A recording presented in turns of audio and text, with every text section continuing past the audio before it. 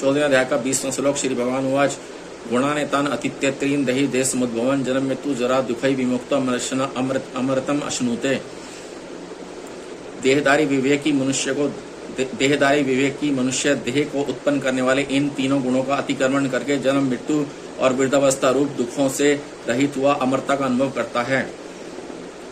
गुणाने तान अतीत्य त्रीन दही देश मद्भवान। यद्यपि विचार कुशल मनुष्य का देह के साथ संबंध नहीं होता, तथापि लोगों की दृष्टि में देह वाला होने से यहाँ उसको देही कहा गया है। देह को उत्पन्न करने वाले गुण ही हैं। जिस गुण के साथ मनुष्य अपना संबंध मान लेता है उसके अनुसार उसको ऊंच नीच योनियों में जन्म लेना पड़ता है। गीता 13वें अध्याय का 21वां श्लोक।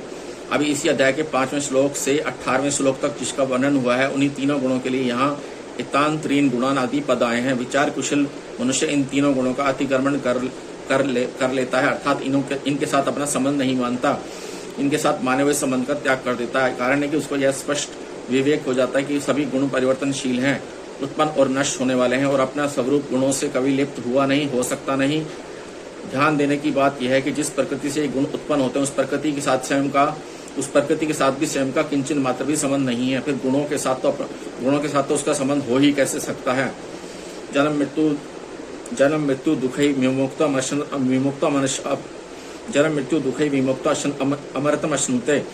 जब साधक इन तीनों गुणों का अतिक्रमण कर जाता है तो फिर उसको जन्म मृत्यु और वृद्धावस्था का दुख नहीं होता, वह जन्म मृत्यु आदि के दुखों से छूट जाता है, क्योंकि जन्म आदि के होने में गुणों का संग ही कारण है।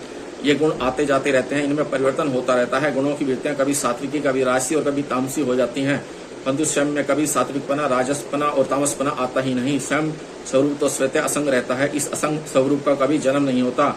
जब जन्म नहीं होता तो मृत्यु भी नहीं होती। कारण है कि जिसका जन्म होता है उसी की मृत्यु होती है, तथा उसी की वृद्धावस्था भी होती है। गुणों का संग रहने से ही जन्म मृत्यु और वृद्धावस्था के दुखों का अनुभव होता है। जो गुणों से सर्वथा निर्लिप्तता का अनुभव कर लेता है उसको स्वतःसिद्ध अमरता का अनुभव हो जाता है। देह से तदात्म्य एकता मानने से ही मनुष्य अपने को मरने वाला समझता है। देह के संबंध से होने वाले संपूर्ण दुखों में सबसे बड़ा दुख मृत्यु ही माना गया है।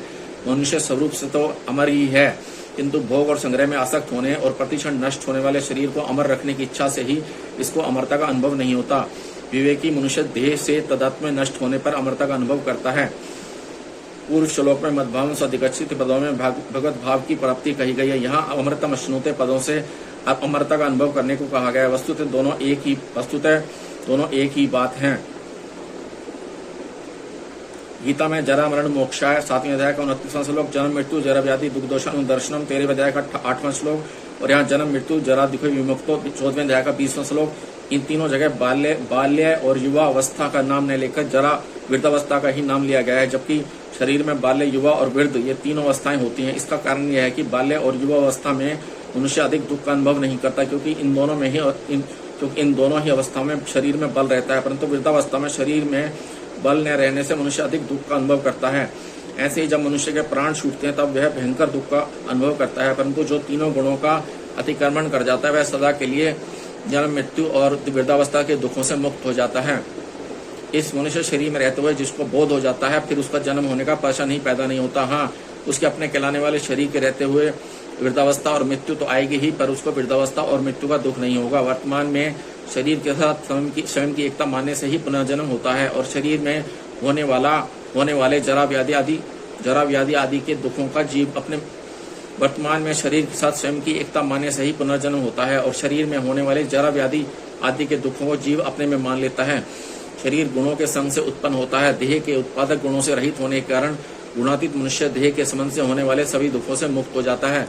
अतः प्रत्येक मनुष्य को मृत्यु से पहले अपने गुणातीत स्वरूप का अनुभव कर लेना चाहिए। गुणातीत होने में जरा व्याधि, मृत्यु आदि सब प्रकार के दुखों से मुक्ति हो जाती है और मनुष्य अमरता का अनुभव कर लेता है, फिर उसका पुनर्जन्म नहीं होता।